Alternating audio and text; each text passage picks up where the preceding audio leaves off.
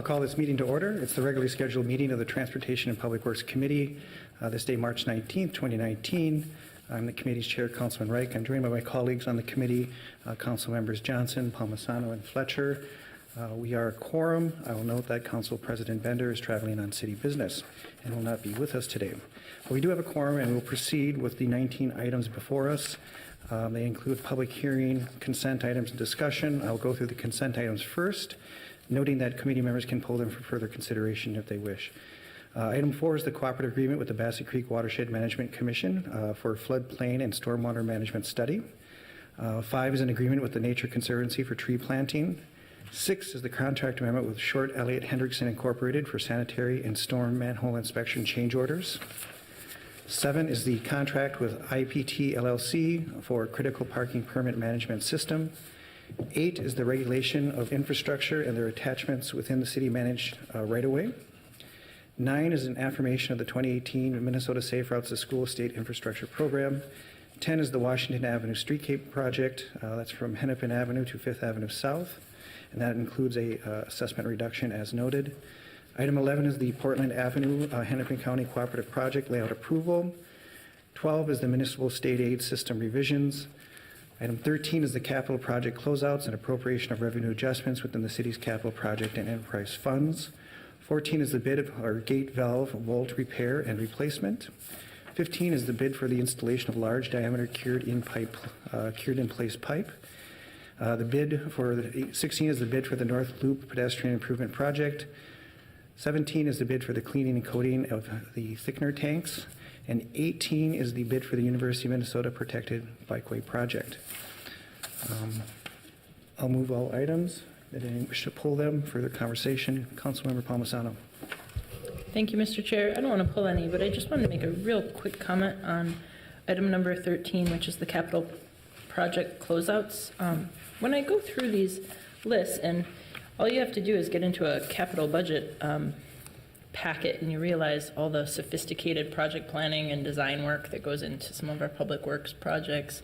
But I just wanted to note for my colleagues that to me this is a really good exhibit or example as to how we need more time to do better budget estimating. Some of the paving projects on here have estimated construction costs that are up 268% from what they were originally scoped at. And I don't think that this is a lack of doing work by Public Works, but I think that some of the things that we've been talking about structurally from a budgeting perspective could really help Public Works also have time to budget more carefully and to have better estimates year to year. So I'm not looking to pull it. I just wanted to flag that as an example for my colleagues. Interesting connection that'll inform our conversations moving forward. And I'll note the director had made a case for said rearrangement of the budgeting cycle. So perhaps that's part and parcel of why. But that will be an ongoing conversation. And so thank you for pointing that out, Councilmember Palmisano. Any further discussion on the items before us? Consent? See none. All in favor say aye. Aye. Dissenting nay.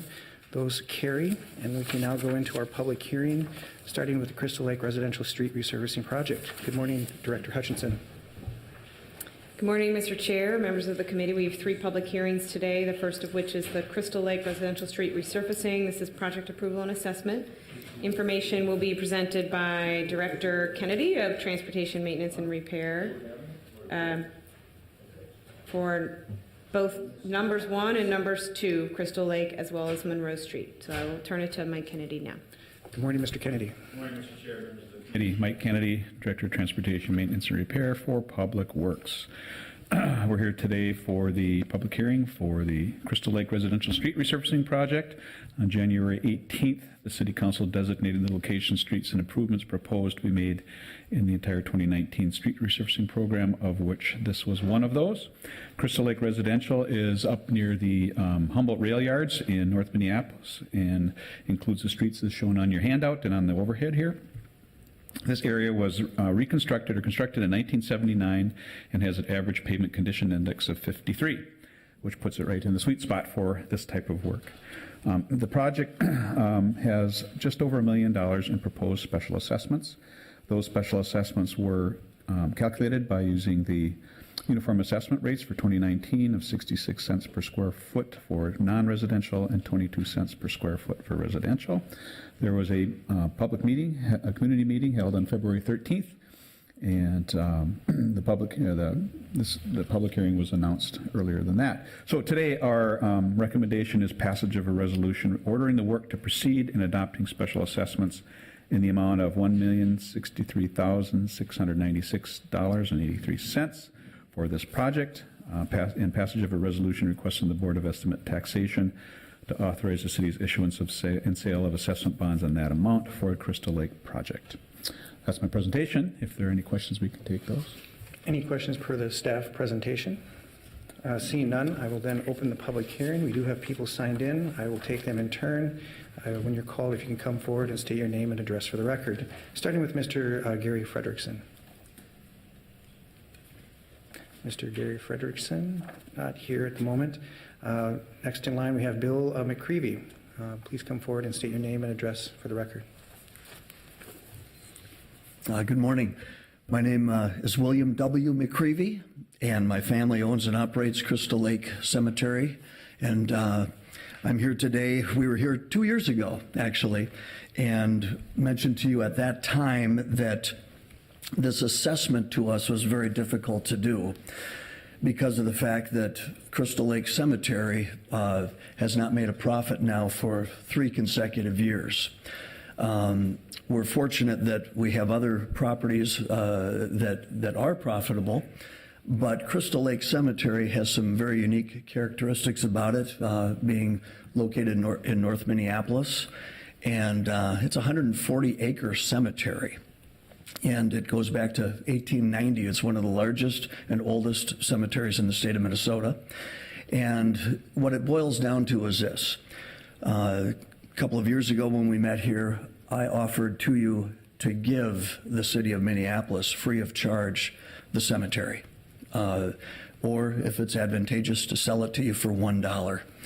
We'd be happy to do that. It happens throughout the U.S. where these historic cemeteries become part of the city. You see the Pioneer Cemetery down on Lake Street. And you have to be very careful with this type of thing because it affects the entire neighborhood. It affects the entire city. We, for the last year, I can tell you, we would be happy to open our financial books to you.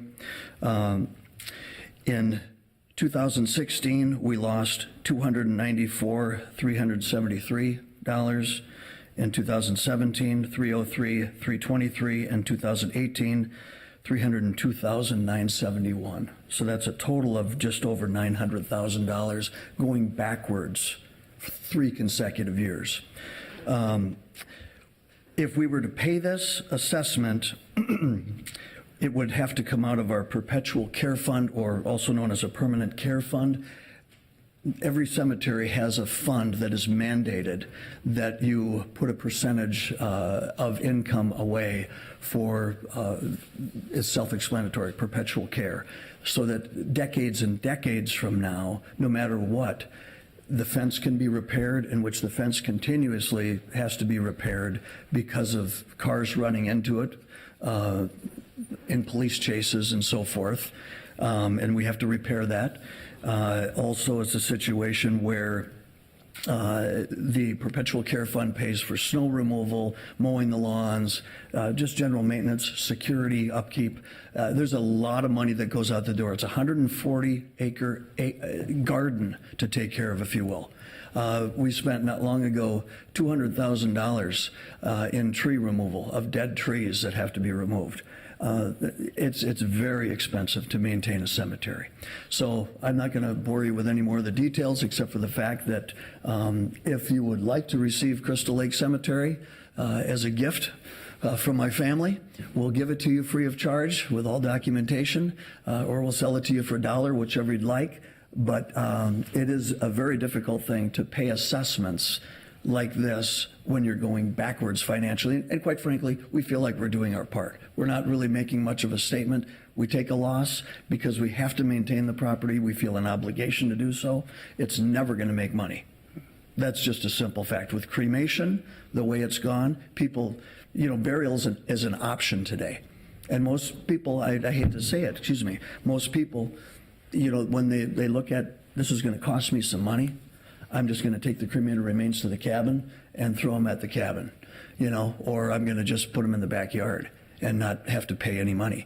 And so we want to maintain the property. We want to keep it to be a beautiful asset of the city of Minneapolis, but we need to be in a partnership with the city of Minneapolis somehow, some way to move forward over decades of time.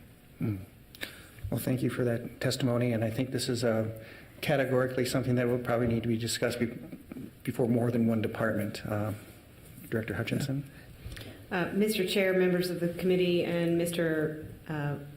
McCreary. It's close enough. I get it. McCreevy, but that's all right. McCreevy. Yeah. My apologies. No problem. Property transitions are complex transactions for the city. I would be happy to speak with a few colleagues if there is interest from property services. Would not be solely a public works decision to take on Sure. such a property, but I appreciate hearing your testimony, and it's helpful to have the background. Yep. Well, we want to be a part of the solution, and we're willing to do that. We're willing to go backwards for a long, long time, but we also want your help in trying to understand that we are going backwards. Okay? Thank you. Thank you very much. Anyone else sign in? No one else has signed in. Anyone wish to come forward and give testimony? Anyone wish to come forward and comment? Seeing none, I will close the public hearing for item 1. Is there any further discussion from my colleagues? Seeing none, I will note the comment from the gentleman, Mr. McCreevy, and we can have ongoing conversations with the appropriate department people, and we will engage at that level. But with that, I will move the item before us as submitted. Any further discussion? Seeing none, all in favor say aye. Aye. Dissenting nay, and that carries. We can now continue to the Monroe Street resurfacing project. Again, Mr. Chair, Mike Kennedy, Public Works. This is second public hearing for the Monroe Street Northeast resurfacing project. Monroe Street is in the 2019 street resurfacing plan as well. Monroe Street is an MSA street, Municipal State Aid Street, from Broadway Street northeast to Lowry, and was reconstructed in 1962 and 1963. The segment from Broadway Avenue to 15th Avenue was reconstructed in 1963 and has a PCI of 73. And the segment from 15th to Lowry was reconstructed in 62 and has a PCI of 58. The resurfacing program estimate is, the total program estimate is about $7 million.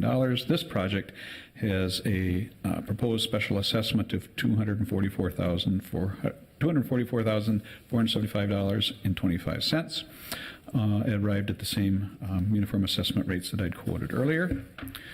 So again, our recommendation today is passage of a resolution ordering the work to proceed and adopting special assessments in the amount of $244,475.25 for this project, and passage of a resolution requesting the Board of Estimate and Taxation to authorize the city's issuance and sale of assessment bonds in the amount of $244,475 for this project. Again, that's my presentation. If there are any questions, we can take those. Any questions per the presentation? Seeing none, I will then open the public hearing for item number 2, Monroe Street. Anyone signed in? No one signed in. Anyone wish to come forward? Anyone wish to come forward and give testimony? Seeing none, I will close the public hearing. I will note from my colleague there's been a fair amount of conversation with the different affected community groups and nearby neighbors, and a lot of the conversation, and there's a letter that actually speaks to that from the neighborhood group, really is boiled down to coordination with other initiatives that are ongoing with either the community or with other jurisdictional partners such as Park and Rec or the school board. And so moving forward, though it's not specific to the decision before us, I'm very heartened by how staff has been working to coordinate those efforts and resources into something that's greater than what we see before us, but more meaningful to the community and allies a lot of their issues and concerns. And so with confidence, I move this item forward, noting that the community has been heard and are engaged on several different levels. Any further questions or conversation? Seeing none, all in favor of item number 2, say aye. Aye. Dissenting nay. That item carries. Item 3 is the PV Plaza ordinance. Director Hutchinson. Mr. Chair, members of the committee, this is an update to the PV Plaza ordinance. I'll give a quick summary background and introduce Jeff Johnson. 2 years ago, the city set aside a downtown assets fund and transferred the maintenance of critical downtown assets to Jeff Johnson's purview. As such, Jeff is here to present this information about the change of the ordinance in order to continue to operate PV Plaza in the best way possible. I'll now turn it to Jeff to give you some additional information. Good morning, Mr. Johnson. Good morning, Mr. Chair and committee members. I'm Jeff Johnson. I'm the Executive Director of the Minneapolis Convention Center and also the Chair of the Downtown Assets Committee, which oversees the budget and contracts related to PV Plaza. I appreciate your time in committee this morning. This is my first time in front of Transportation and Public Works Committee. Public Works is in the final stages of managing the renovation and rehabilitation of PV Plaza. As a city, there is great excitement for a revived PV Plaza opening later this summer. In preparation for the transition from construction to operation, today I am bringing forward a request to amend Title 17, Chapter 440 of the Minneapolis Code of Ordinances related to streets and sidewalks, city-owned plazas. The amendment specifically targets Section 440.10, Article 1, dealing with prohibited conduct without permit. In the past, Public Works issued permits for events, but activation of the plaza was not pursued or curated.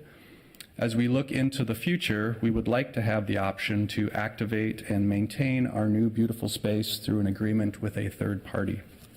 We're proposing to change the current ordinance language to allow for this operating structure at PV Plaza only. This change would allow the city to contract the event permitting function and maintenance to that third party. The other additions are to Article 2, which include the ability to adopt rules for PV Plaza, defining allowable assemblies, making sure that we have compliance with all applicable federal, state, and local laws, enforcement for the rules for PV Plaza, and then also setting the permit fees for those events at PV Plaza. So with that, I appreciate your consideration of this ordinance change and will conclude my presentation and stand for any questions. Any questions per the presentation? Councilmember Fletcher. Thank you, Mr. Chair. Can you say a little more about defining allowable assemblies? Chair Wright, Councilmember Fletcher, it is very much legal documents and legal information. If you look on the area, it basically says that there are requirements that will govern, and those are the rules of PV Plaza, which will then allow certain types of assemblies, making sure that they are in line with the First Amendment of the Constitution.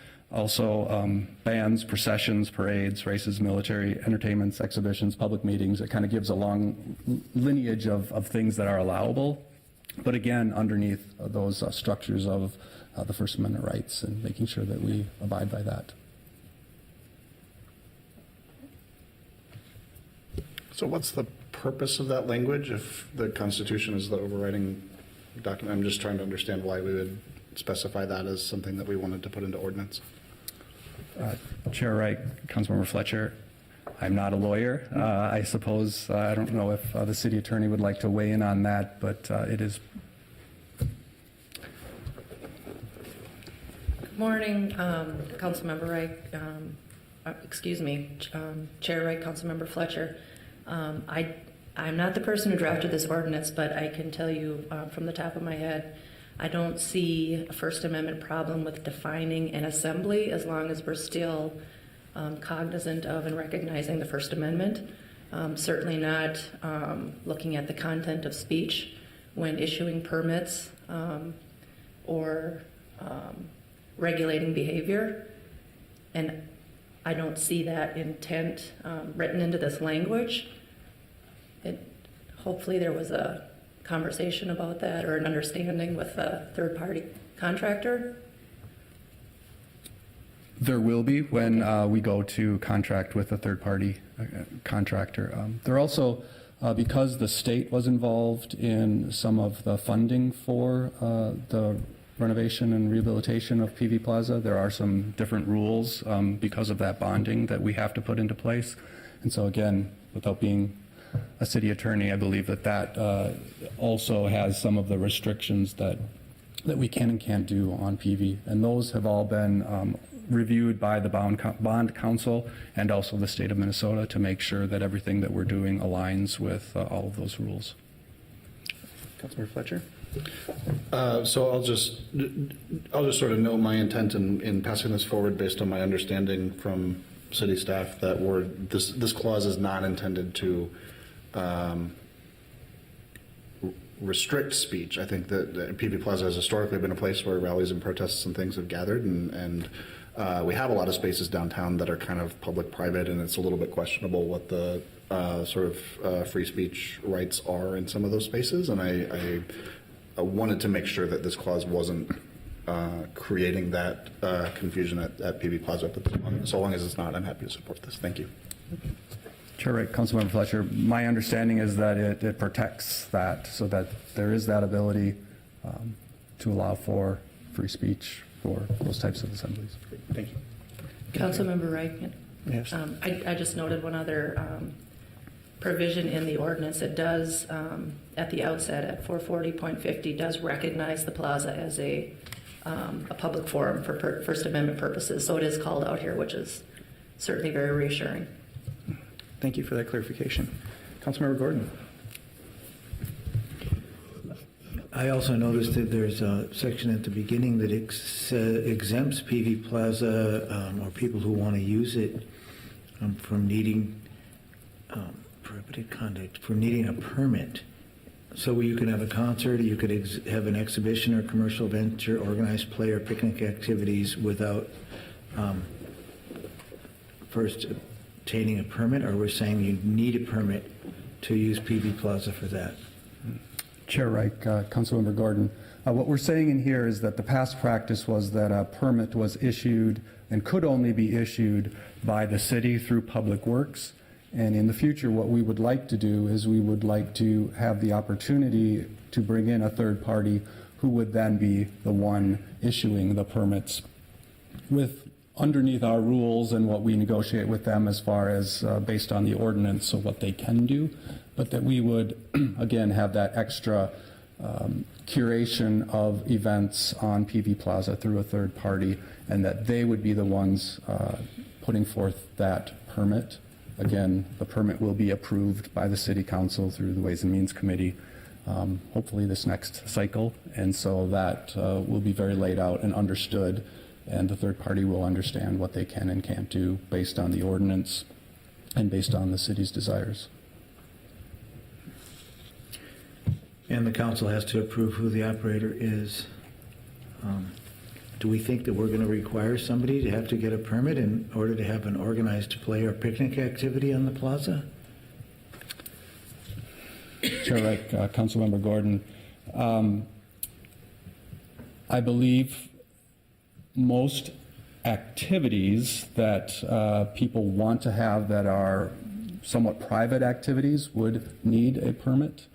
If people are using it as a plaza, as an open public area, then obviously you would not need a permit for it. But there is a desire to have that space be activated, and for those actual events that happen where people are invited to an event, yes, there would need to be a permit. Not sure how big a birthday party could get, but I would assume if someone were to have a very large birthday party, yes, they would need to have a permit there.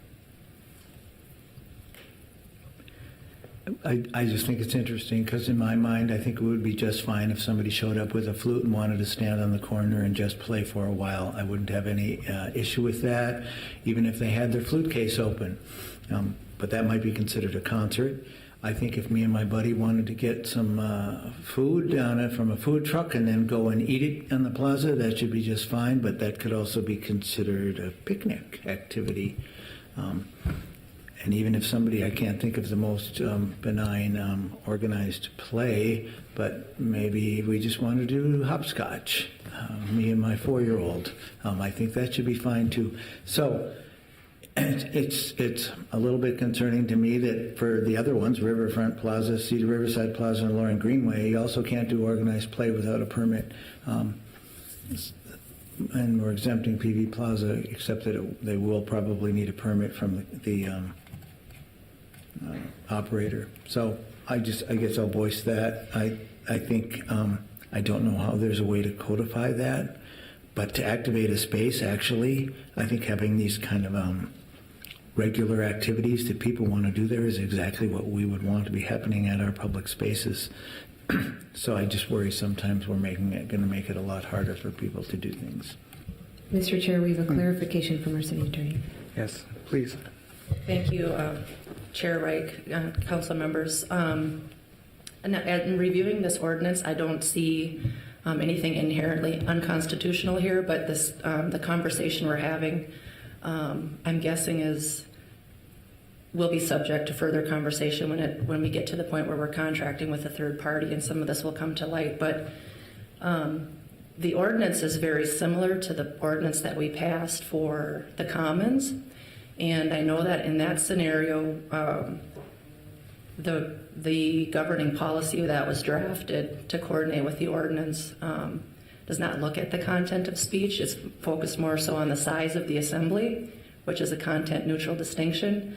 So, for example, triggering a permit based on the size of the assembly would be a constitutional content-neutral regulation. Looking at the type of activity or the type of speech that is happening is something that I would certainly caution against, and I would venture to guess that conversation is still forthcoming.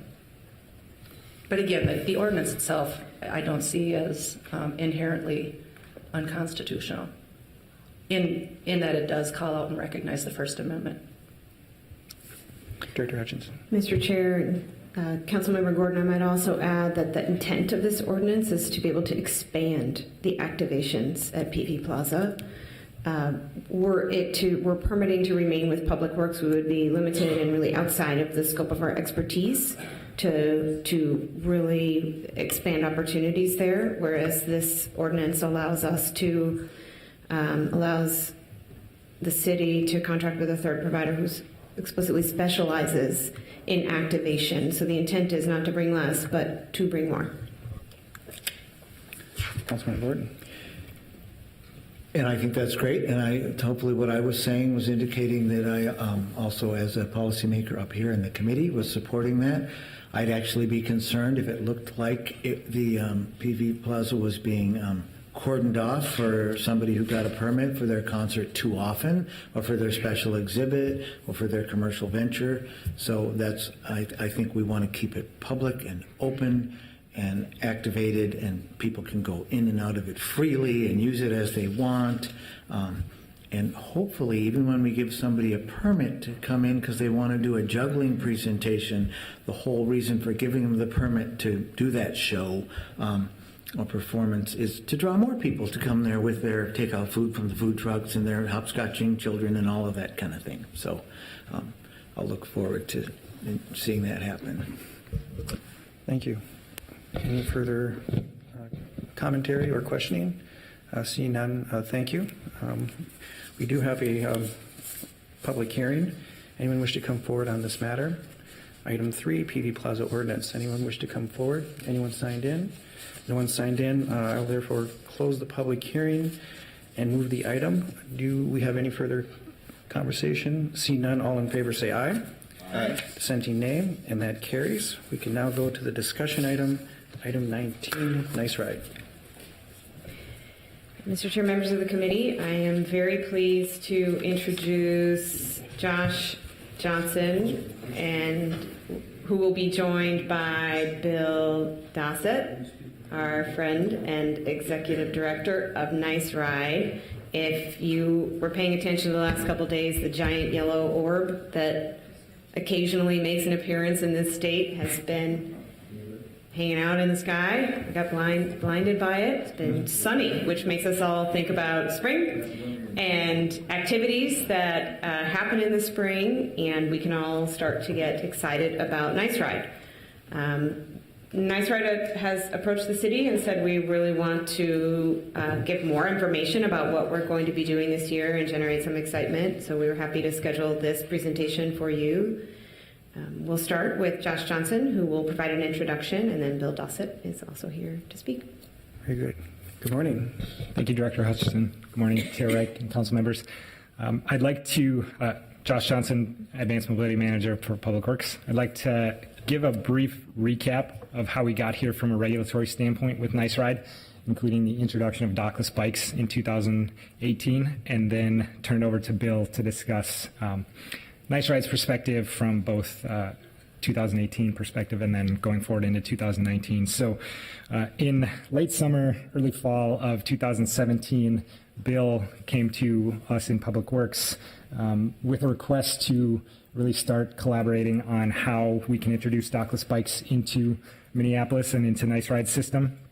He saw the kind of oncoming wave starting in China and expanding very rapidly into the United States, and the potential for it here in Minneapolis, and asked us to work with him on how we can bring that to Minneapolis in a way that aligns with city goals and also helps them innovate and kind of prepare for or potentially pivot towards the future with regard to bike sharing. And so Public Works, along with our partners in the City Attorney's Office, undertook an effort in 2017 and early spring of 2018 to scan what was happening in the bike share world, look at other cities, both nationally and internationally, also looking at guidelines that have been put out through the National Association of City Transportation Officials, NACTO, as well as Transportation for America, to determine how to approach this best. And it was determined that with our existing grant-funded agreement, which is currently in place and runs through August of 2021, we could amend that to allow for the dockless bike introduction, as well as allow Nice Ride to contract or subcontract operations of their bike sharing system with a third party who has broader expertise and is able to bring this system into Minneapolis in a way that, again, aligns with our goals, but also provides for the greater potential that dockless bike share has in introducing more bikes to more neighborhoods and the ubiquity that goes with that. And so we determined with the amended agreement, we also need to establish some regulation within our bicycle ordinance. So we added some language about bike sharing in the ordinance, established Nice Ride as our exclusive vendor for bike sharing through the remainder of the grant-funded agreement in August of 2021. And then, as I mentioned, amended the grant-funded agreement to provide those dockless regulations. We have a unique site plan approach here in Minneapolis where it's not what you would think of in traditional dockless bike share, where bikes essentially can be parked anywhere with a certain amount of regulation associated with it. We took a different approach to allow for the ubiquity of that kind of bikes anywhere approach, but also maintain order in our right-of-way. And so Nice Ride submits to us site plans for each of their proposed dockless hubs. We go through a right-of-way approval process, and from there, Nice Ride installs materials, striping, and signage to delineate where the hubs are located within our right-of-way, and then bikes are ridden to and from any of those hubs throughout the city. And so with that, I'd like to turn it over to Bill to give a little more information on the operations last year, the introduction of dockless bike share, and then also what they're looking at going forward into 2019 and beyond. Thank you, and good morning, Mr. Dossett. All right. Well, thank you, Josh. Councilmember Wright, council members, thank you. So first, this is an update. If you guys have questions, stop me at any point and we'll make sure we get your questions answered. I've got about 10 minutes of stuff I want to tell you about. Start with who we all are. So I represent the nonprofit Nice Ride Minnesota. The nonprofit still exists and still has some really important roles. We own the green bikes. We own the stations. Those are the things that were funded with public money. We still own them, okay? We are your licensee. So There is contracts both in the grant-funded agreement and in the license that bind the nonprofit to meet commitments for quality, reliability, equity, order in the right-of-way. I have a subcontract with Motivate Minnesota. You don't have a direct agreement with Motivate Minnesota. It runs through me. So my job is to oversee that contract. That contract has a couple of key things. Service levels. So it has service levels that relate to the quality of the bikes, redistribution, but also specifically an equity plan. So it's a long contract, and my job and my board's job is to make sure that they're living up to all of those commitments. And that really is going to be the model here for Bike Share through the end of the grant-funded period, which is August of 2021. So that's my role in the world right now. My board sat down with a lot of our stakeholders in December and said, like, what does this mean? We've changed. We're not an operator anymore. And they concluded that our mission shouldn't change at all, because what we're doing is the same thing we set out to do in 2010, which was to be an example of a public-private partnership that is going to achieve public goals. We're doing that in a very different way now because we don't operate it, we do it through a contract, but we believe that core idea of being an example stays. There's another key goal that the nonprofit is pursuing, and that is an advocacy goal. And so our advocacy relates to shared mobility generally and how the public sector is going to relate to this new and growing industry. We have some strong views on that. We believe that the public sector ought to be bargaining with privately funded services to achieve public goals in exchange for access to the right-of-way. We believe that joint action between right-of-way owners is going to be an important part of that, but we also think it's a really difficult and new arena, and we're excited to be working in that area. All right, so first I'd like to tell you about what we did last fall. The deliverable from Motivate was 1,500 of these dockless bikes, and we got 1,270 of them delivered. They were all delivered, but 1,270 of them were actually put on the street. Those were put into the hubs that were both in the city and on the university campus. On the university campus, those hubs were all of their existing parking, bike parking. In the city, they were the striped zones that you've seen here. I think first I just want to get to the city permitted a ton of hubs really, really quickly. Question from Councilman Gordon. I noticed in the first slide there's a helmet in the basket on that bike and on that gentleman's head. Are helmets going to be part of this program? So no. So bike share systems around the country do not require helmets, and we have not made any change in that policy. We do continue to give away a lot of helmets. So we've been doing that for many years, and we'll continue that. Thank you. So we launched the dockless bike system in middle of September. Very quickly installed a number of the hubs. But the thing we ran into was 3 weeks of rain. So we found out that you can't put down the tape for the hubs in the middle of the rain. So we weren't able to get as many hubs implemented as we wanted. That had nothing to do with the process. Again, the city permitted far more stations than we were able to implement because of the rain. A couple of kind of key conclusions. First, we only operated for a month and a half, so we really can't give you the final word on how this dockless system is working. I do want to point out a couple of things.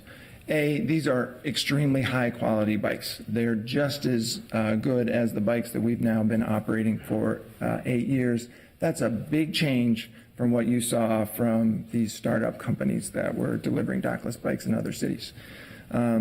Secondly, the consumers were doing what we wanted them to do. They were returning them either to the hubs or setting them next to our stations. 99% of trips ended either in our hub or somebody returning one next to our station. That was a surprise to me. I didn't expect to see behavior that good.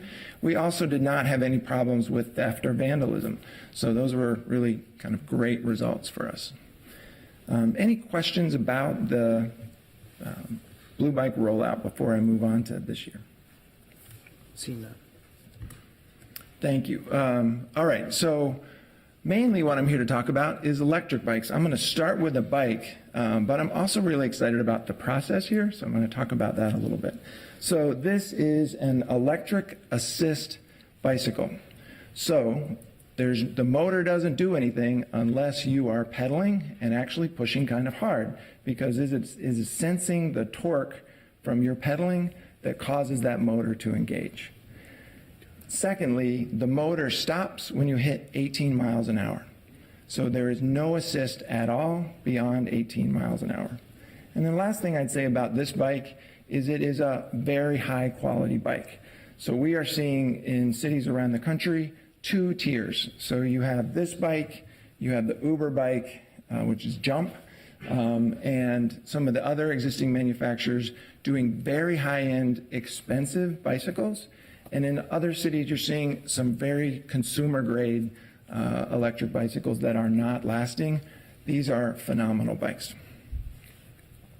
Now, to the process. One of the things I'm super excited about with the relationship we now have both with Motivate Minnesota, which has been acquired by Lyft, and with the city, is that we created a process for collaboration. So we are meeting with our right-of-way owners periodically, and we're asking our vendors to say, what's in your product development pipeline? Don't surprise us, tell us what's coming. And they did that. So what we were seeing already last fall as we were launching those blue bikes is that consumers want electric bikes. And in cities across the country, we're seeing that when they do put electric bikes out, 12, 15 trips a day, far greater usage than we were getting on the traditional bikes. So Motivate came in and said, that's what we want to do. That's the direction we're heading. And then at the end of October, Motivate brought to us a proposal. The proposal was to change the deliverable for 2019. That deliverable would have been 1,500 more of the blue dockless bikes. They said, we want to do something different. We want to deliver 1,800 electric bikes, and we want to put them in the old docks. That was a big surprise for me. I didn't expect that continued investment in those docks. It's expensive to add new modems and keep the touchscreens updated and all of that stuff. So their proposal says the equipment that my nonprofit continues to own, they're going to keep upgrading it. So it's big news to me. What I was excited about is I could take that to my right-of-way owners. I could take it to my public grantors because we already had a process in place. I could do public engagement through our master planning process. And that's exactly what we've done over the last 2 months. And where we are now is ready to deliver this project with these e-bikes.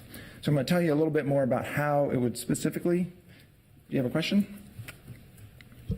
I'm just curious because dockless seemed to be the way to go, but you're saying they wanted to dock the electric bikes. Is that because of a safety issue or more secure? They were worried that they'd be too tempting for people to put in a truck and drive away with? Councilmember Gordon, Councilmember Reich, that is a great question and one I can't answer completely. What I can tell you is a huge amount of investment is in going into docks and into dockless and into electrification. And I believe the future is going to include all three, so that we will have electric bikes and regular bikes that are going to charging stations, which are docks, and can also be used in a dockless approach, all in a single system. And it might look different in a downtown or on a campus than it does in a first-ring suburb. So by being in the dock, they can charge the bikes. That's probably what the biggest motivator for them was, maybe. Yes, and I think you should look at their proposal, which we think is a great proposal for 2019, as a step in a cycle of technology, not as an end point. Thanks for letting me jump in there. All right. So what does next year look like? The map that you're seeing there is the same map that we've been working on for the last year and a half, so that doesn't change. What is changing is the fleets that you will see. So when we launch the fleet just here in a couple weeks, you will see all of the blue bikes, so that's 1,500 blue dockless bikes. You will see all the stations go back out, and 47 stations that are going to be redeployed into Minneapolis, so there will be more stations in Minneapolis. And they will have in those stations 1,300 green bikes and 500 of the new electric bikes. Over the season, over the next 2 months, we will evaluate the performance of those electric bikes. How do people like them? How are we doing on swapping the batteries in them? And everything's going on plan and working well. We will start putting all of the green bikes into storage and have 1,800 electric bikes operating in the fleet. Any questions about that plan? I see none. I'm going to talk briefly about the equity plan. You will see a large launch of a new equity plan in mid-May. The nonprofit has been working in equity for a long time. You know our Orange Bike program in North Minneapolis. This will be very different. This will look like the Divvy for Everyone program in Chicago, in that it is easy for someone to sign up online. It reaches many, many more people, and it is a benefit that will be in place for the long term. So I'm not going to tell you a lot more about that now, but if you have questions about the equity program, it's a big part of what I'm doing and what Lyft will be doing here this spring. And then lastly, there's just a little bit of the timeline, which I actually just went through. So I'll stop there and see if you have any more questions for me. Any questions for the presentation at this point? I see none. Thank you. Thank you.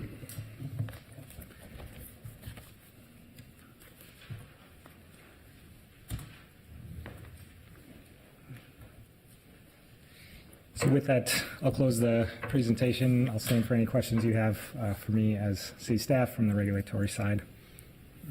Any questions for city staff? Seeing none, well, I thank you for the presentation. I thank you for the continued partnership. It's great that we can build on a foundation of a lot of collaboration and previous work, because I think that helps speed up, not to just continue doing the same things, but it helps us and reinforces our efforts to do things differently as technology emerges and different needs are identified by the consumer of this activity. So I really appreciate the work and partnership, and I don't know, I think I heard a rumor that we might have an opportunity to bring St. Paul back into the fold, so I'll just leave that at that at this point in time. Councilmember Johnson. Thank you, Mr. Chair, and I didn't want to let the moment pass without sharing my excitement around these electric bikes. I think this is just so great, and I can't wait to get out and take one for a spin. So thank you for all your work on this. Any other questions or comments? Seeing none, I will move the item before us, which is a receive and file the presentation of Nice Ride Minnesota for the program as outlined in the presentation, and I appreciate all the work. All in favor say aye. Aye. Dissenting nay. That carries, and that concludes our agenda today. We are adjourned.